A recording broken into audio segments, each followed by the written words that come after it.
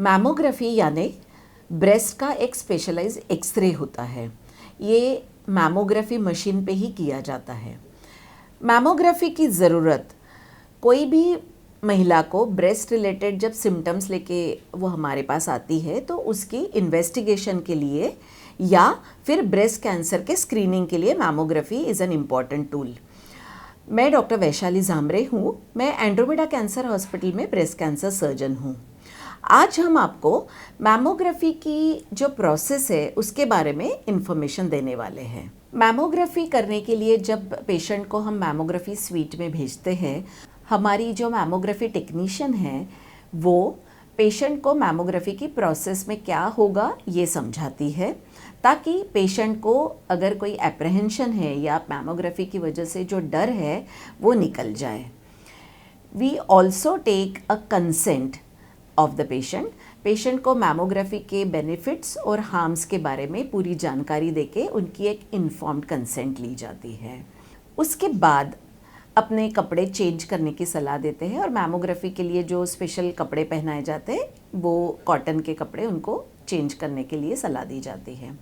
अगर patient personal hygiene के लिए डिओड्रेंट या परफ्यूम लगा के आए हैं या उन्होंने अगर चेस्ट पे या आर्मपिट में अगर कोई पाउडर लगाई है तो we advise them to clean that area with soap and water. Mammography के दौरान जो ब्रेस्ट में कंप्रेशन दिया जाता है उसके बारे में भी पेशेंट को पहले से ही जानकारी दी जाती है, ताकि पेशेंट एकदम जो डिस्कम्फर्ट होता है उसकी वजह से एकदम से अलार्म्ड ना हो। मैमोग्राफी करते समय दोनों ब्रेस्ट के दो व्यूज़ लिए जाते हैं। एक को कहते हैं सीसी व्यू और एक को कहते हैं एमएलओ व्यू। यानी मैमोग्राफी के दौरान दोनों ब्रेस्ट के मिला के 4 एक्सरेज लिए जाते हैं। कभी कभी अगर ब्रेस्ट में कोई एबनॉर्मलिटी लगती है तो उसकी अच्छे से जांच करने के लिए एक्स्ट्रा व्यूज़ की भी ओकेजनली ज़रूरत पड़ सकती है, but routinely for diagnostic as well as for screening mammography total 4 views are taken.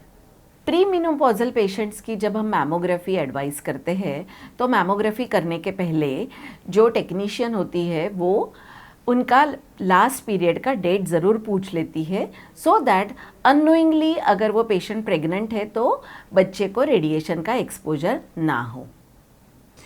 इस पूरी प्रोसेस में कम से कम 7 से 10 मिनट लग सकते हैं। It is that simple.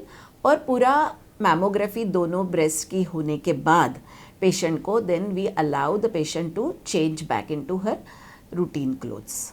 Ma'am आपको कोई तकलीफ़ तो नहीं हुई जब मैमोग्राफी हो रही थी? मुझे थोड़ा पेन हुआ था जब वो थोड़ा कंप्रेस कर रहे थे, पर रिलीज़ होने के बाद बिल्कुल पेन नहीं था। Okay ma'am. और जितना मुझे पहले डर लग रहा था ऐसा कोई प्रोसीजर नहीं है कि बहुत डरावना है या कुछ है। ओके मैम, वो थोड़ा सा पेन होता है जब प्लेट्स कंप्रेस करती हैं, बस तभी तक रहता है। रिलीज़ होने के बाद पेन ओके हो जाता है, तब नहीं होता।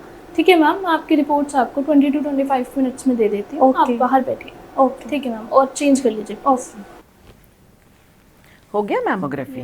ओके, कोई प्रॉब्लम तो नहीं हुई? ओके, ये रिपोर्ट नॉर्मल है आपकी। ठीक है। सो अभी आपने देखा कि हमारे पेशेंट ने बहुत आसानी से मैमोग्राफी करा भी ली और उनको कोई ज़्यादा तकलीफ़ भी नहीं हुई।